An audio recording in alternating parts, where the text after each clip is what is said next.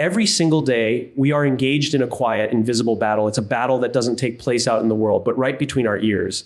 It's the choice between two very specific kinds of pain. Jim Rohn beautifully captured this reality when he said, "We must all suffer one of two pains, the pain of discipline or the pain of regret." The difference is discipline weighs ounces while regret weighs tons. Think about how we function as human beings. We are biologically wired to seek safety, comfort, and predictability.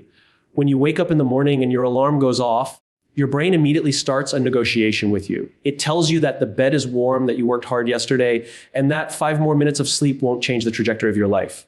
That is the moment of choice. If you choose discipline, it hurts. Let's not pretend it doesn't. It requires an immediate sacrifice of current comfort for a future benefit. It means putting on your running shoes when it's raining, sitting down to study when your friends are out, or having that difficult, honest conversation instead of avoiding it. But that pain, the pain of doing the hard thing right now, is remarkably light. It weighs ounces. It lasts for an hour, a morning, or a day, and then it transforms into something else entirely. It transforms into self-trust, capability, and growth. But what happens when we choose the alternative? What happens when we listen to the excuses? When we choose the excuse, we get an immediate hit of relief. We get to stay in the warm bed. We get to avoid the hard work. We feel good in the moment. But excuses carry a hidden, compounding interest, because that relief doesn't last. By midday, a subtle weight begins to settle in your chest. By next week, it's a nagging sense of missed potential. And by next year, it has solidified into something heavy, immovable, and devastating regret. Regret weighs tons because it is the accumulation of all the moments we said tomorrow until we finally ran out of tomorrows. It is the crushing realization that the only thing standing between the person we are and the person we could have been was our own choice to remain comfortable. Unlike discipline, which ends when the task is done, the weight of regret has no expiration date. You carry it with you everywhere you go. If we want to understand why some organizations, teams, and individuals thrive while others stagnate, we have to look at their relationship with growth. Growth and excuses cannot coexist in the same space. An excuse is simply a mechanism designed to protect our ego from the discomfort of change. It allows us to feel blameless for our own lack of progress. But when we prioritize our comfort over our potential, we aren't protecting ourselves, we are microdosing failure. Choosing growth over excuses requires a fundamental shift in how we look at our daily actions. It means realizing that discipline isn't a punishment you inflict upon yourself, it's a gift you give to your future self. It is the ultimate act of self-respect. When you choose discipline, you are signaling to your own mind that your vision, your goals, and your future are worth more than a temporary moment of ease. So tomorrow morning, when that quiet battle begins again, remember the scale. Remember that you cannot escape pain. You can only choose which kind of pain you are willing to carry. You can choose the light, fleeting friction of discipline that leads directly to growth, or you can choose the heavy, permanent burden of regret that comes from making excuses. Choose the ounces, choose growth. Keynotes of the speech, The Inevitability of Pain, Human Existence, requires navigating one of two inevitable costs, the immediate minor friction of self-discipline or the delayed, compounding burden of regret. The anatomy of an excuses act as biological and psychological defense mechanisms designed to keep us safe and comfortable, but they ultimately trade short-term relief for long-term stagnation. The true weight of regret, while the discomfort of discipline is temporary and constructive, the weight of regret is permanent, cumulative, and stems from the realization of unfulfilled potential. Discipline as self-respect. True discipline should not be viewed as a rigid punishment, but rather as an act of self-trust and a long-term investment in one's future self. The growth mindset shift. Choosing growth requires individuals to completely abandon the protection of the ego, accept immediate discomfort, and understand that daily habits dictate long-term trajectories. The concept that pain is an inescapable variable in human life is one of the most fundamental principles of personal development and behavioral psychology. From the moment we develop conscious awareness, we are thrust into an environment that demands effort for survival and progress. There is no biological or societal framework that allows an individual to completely bypass discomfort. Instead, the ultimate agency we possess as human beings does not lie in avoiding pain, but in actively choosing which currency we are willing to pay with. We can either pay up front with the immediate minor friction of self-discipline, or we can pay later with a devastating amount of compounding interest in the form of long-term regret. This duality shapes every decision, every habit, and ultimately the entire trajectory of our lives. When we look at the first option, the pain of discipline, we are looking at a deliberate, controlled form of stress. In physics, friction is the resistance that one surface or object encounters when moving over another.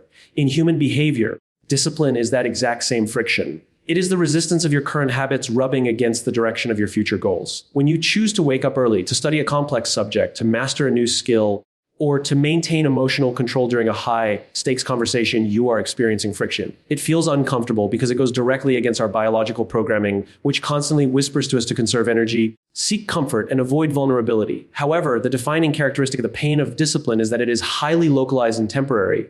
It exists almost entirely in the present moment.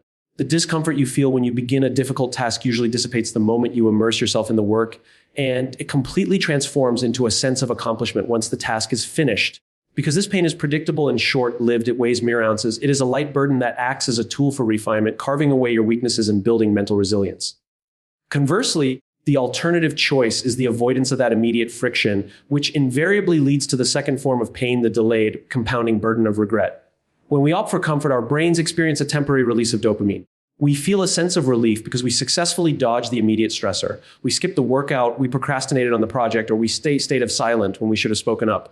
But this relief is a psychological illusion. The pain did not disappear, it was simply deferred to the future. Unlike the pain of discipline, which is spent and resolved immediately, the pain of avoidance goes into a psychological savings account where it accumulates massive interest.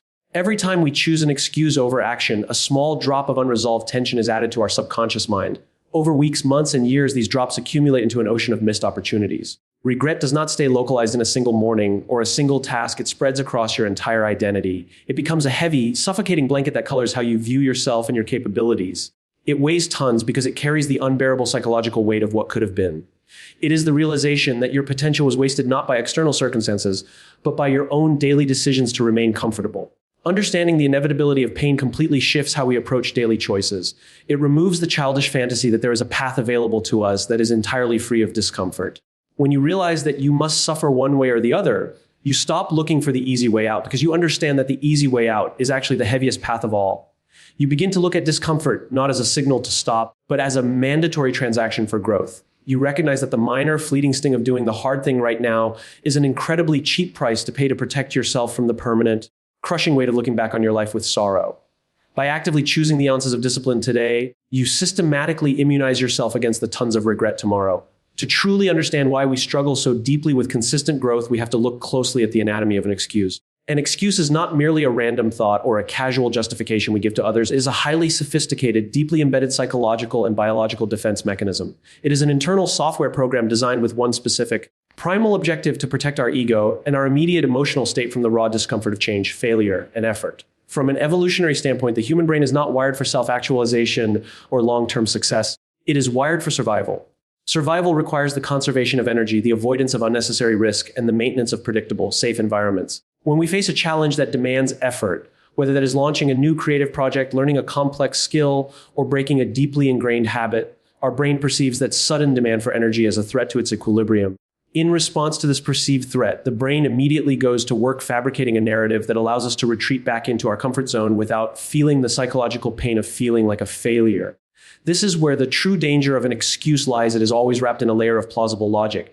An excuse rarely presents itself as an obvious lie. Instead, it masquerades as a highly reasonable explanation. It tells you that you are too tired today, that the market is too saturated, that you lack the proper resources, or that the timing simply isn't right. By framing the situation this way, the excuse shifts the blame from your lack of discipline to external circumstances beyond your control. This shift is incredibly comforting to the human ego.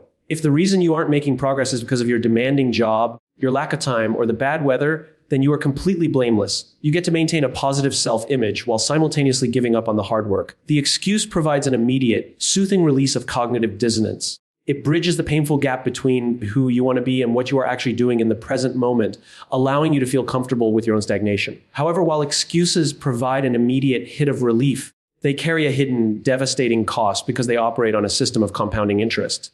The temporary peace of mind you gain by using an excuse is actually a high interest loan taken out against your future self.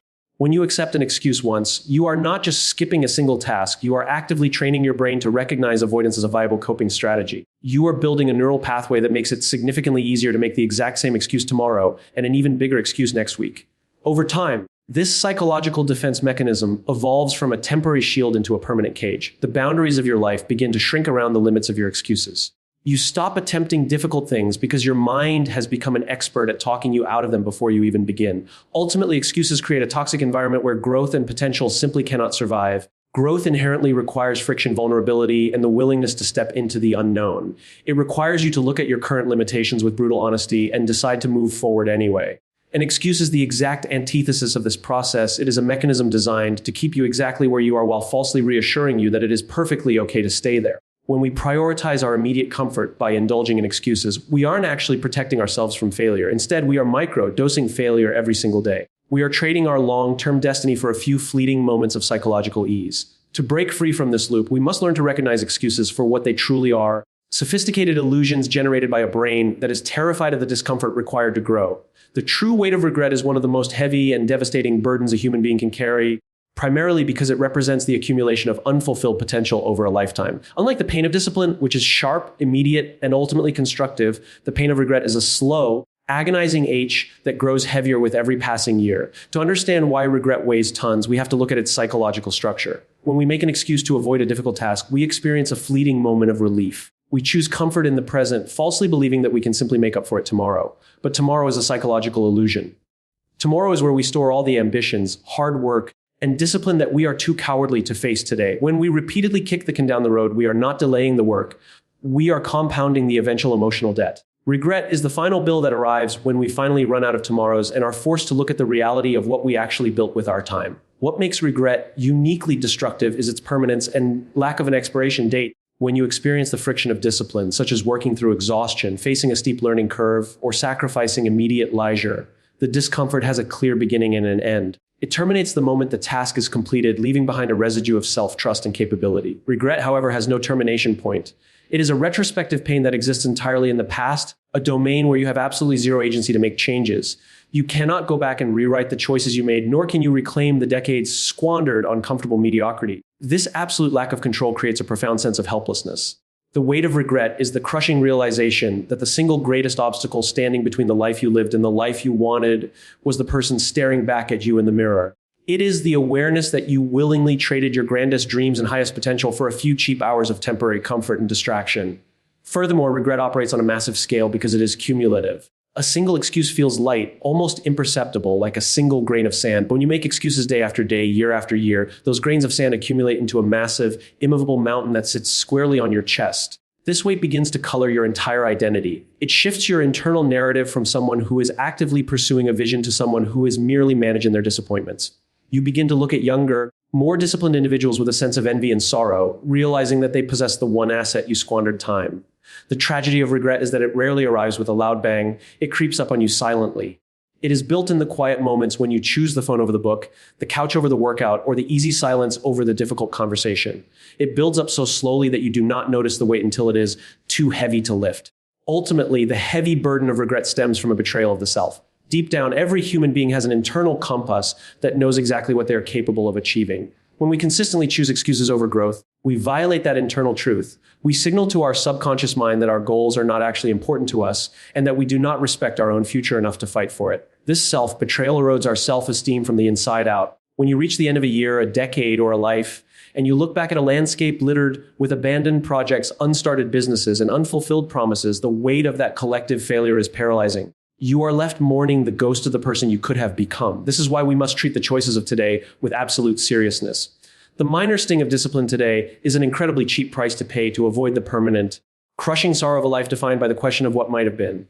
To truly transform our relationship with productivity and growth, we must fundamentally alter how we view the concept of discipline.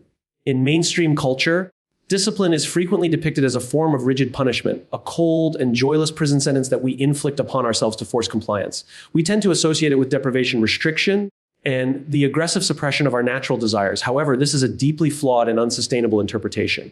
True discipline is not an act of self-flagellation. It is the ultimate act of self-respect. It is an internal pact, a profound gift that you choose to give to your future self. When you view discipline through this lens, it ceases to be a burden that drags you down and instead becomes the very engine that lifts you up. It is the practice of prioritizing what you want most over what you want right now, recognizing that your long-term vision and potential are infinitely more valuable than a fleeting moment of immediate ease. When we lack discipline, we are effectively living at the mercy of our momentary impulses, moods, and external environments. If we only work when we feel inspired, or if we only take care of our health when we feel energetic, we are allowing our fleeting emotional states to dictate the quality of our lives. This is not freedom, it is a form of emotional enslavement. Every time you capitulate to an excuse, you are sending a subconscious message to your own mind that your promises do not matter, that your goals are negotiable, and that your future self is not worth fighting for. This constant capitulation systematically erodes your self-trust. You cannot build genuine confidence or self-esteem on a foundation of broken promises. Discipline is the exact mechanism that reverses this internal decay. Every single time you choose the minor friction of doing the hard thing, whether that means sitting down to write when you are tired, investing in your education when you'd rather be distracted, or maintaining consistency when the initial excitement has faded, you are executing a vote of confidence in yourself. You are signaling to your psyche that you are reliable, capable, and worthy of success. This dynamic establishes discipline as a core pillar of self-trust and psychological safety. When you know with absolute certainty that you will show up for yourself regardless of how you feel, you develop an unshakable sense of internal stability. You no longer fear difficult challenges or uncertain environments because you trust your own agency to navigate them. In this way, discipline builds a secure relationship with the self. It ensures that the person you are today is actively working to protect, elevate, and provide for the person you will be tomorrow. Consider the massive asymmetry between these two versions of yourself. The present self wants comfort, ease, and immediate gratification, which lasts for only a few minutes or hours. The future self, however, has to live with the permanent consequences of those short-term choices for years to come. Choosing discipline means stepping up as a responsible custodian of your own life, refusing to sacrifice your future well-being on the altar of temporary convenience. Furthermore, viewing discipline as an investment completely rewrites the emotional narrative surrounding hard work.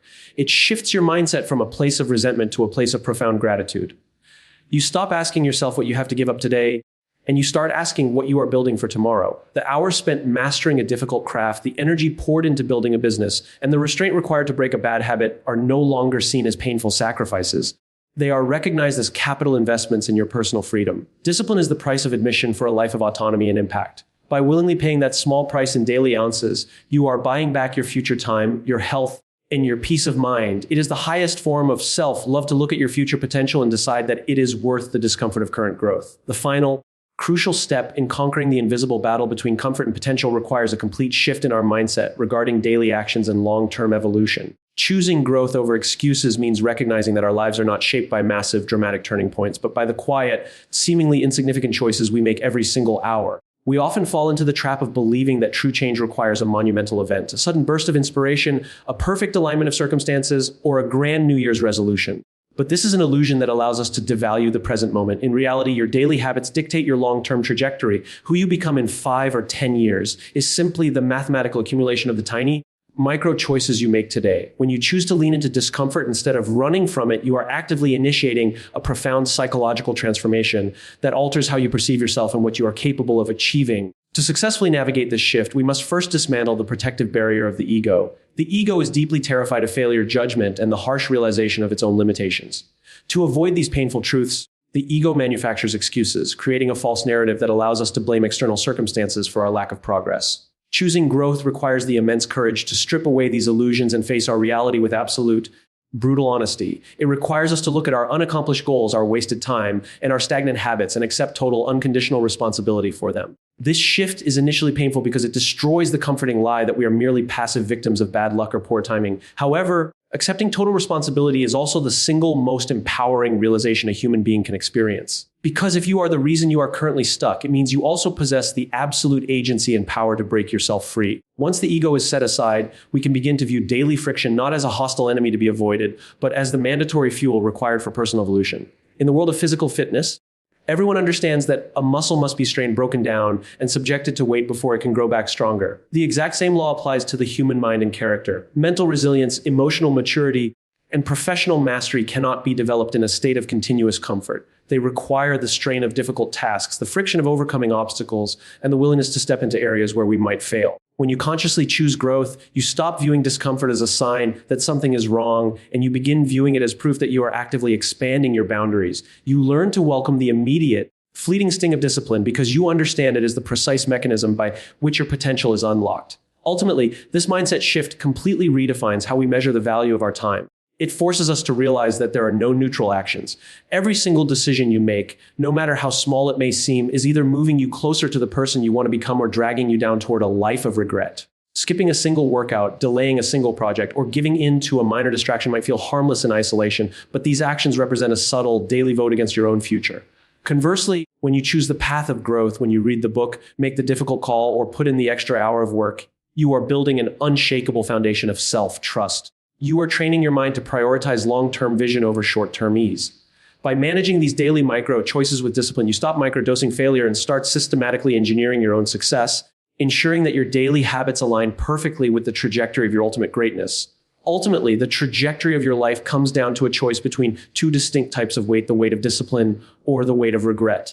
There is no middle ground, and there is no path that allows us to bypass discomfort entirely. We can either accept the light, fleeting friction of daily discipline today, or we can suffer the permanent, crushing burden of missed potential tomorrow. By dismantling our excuses, treating discipline as the ultimate act of self-respect, and aligning our daily micro choices with our highest goals, we reclaim our agency and our future. Do not trade your long-term destiny for a few fleeting moments of immediate comfort. When you walk out of this room and face that quiet, invisible battle tomorrow morning, remember the scale. Refuse to carry the tons of regret. Choose the ounces, choose your potential, and choose growth.